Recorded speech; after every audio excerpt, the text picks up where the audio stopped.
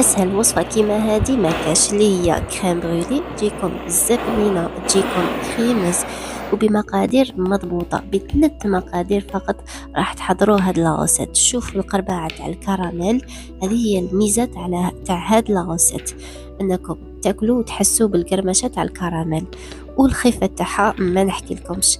برك تبعوا معايا المقادير كيما حطيتها لكم، هكا تنجح لكم لاغوسيت. يلا تبعوا معايا لاغوسيت.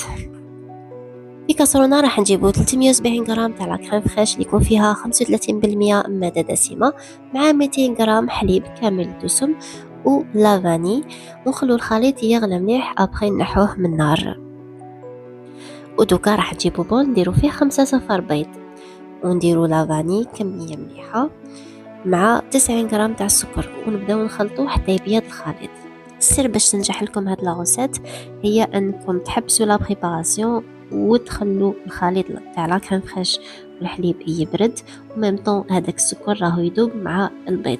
كلهم حوالي 20 دقيقة، وميم طون نتوما كل 5 دقائق تروحوا ترجعوا لهذاك الخليط تاع صفر البيض والسكر، تبداو تخلطوا بشوية بالفوي حتى تلحق 20 دقيقة.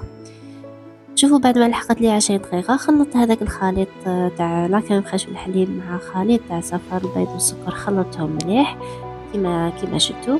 دوكا راح نحطهم في هاد لي غام تاع سبيسيال تاع لا كريم بغولي.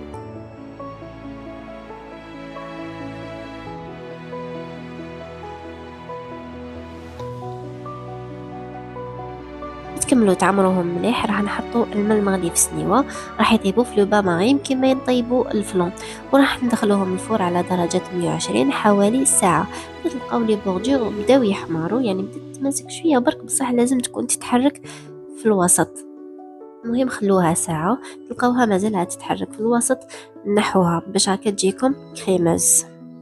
شوفوها كيفاش مازالها تتحرك. دوكا نخلوها في الفريكو تبرد مليح، خلوها تبرد حوالي 4 سوايع ولا اكثر. قد ما خليتوها تبرد مليح قد ما راح تحكم روحها مليح. بيان سور باش تحصلوا على داك الكراميل لازم لا كريم تاعكم تكون بردت مليح باش تقدروا ترشوا عليها السكر وتحرقوا هذاك السكر. شوفوا بعد ما رشيت عليها السكر بيان سور خليتها تبرد، راح نحرقها بالشاليمو هكذا. وهذه هي الوصفة، نتحصلوا على أروع كريم بغولي. إن شاء الله تكون عجبتكم الوصفة، ونخليكم في وصفة جديدة إن شاء الله. مع السلامة.